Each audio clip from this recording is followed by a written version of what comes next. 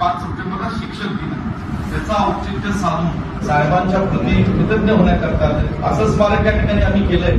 स्मारकाचं लोकार्पण सोहळा आदरणीय राहुलजी गांधींच्या शुभ हस्ते होतोय.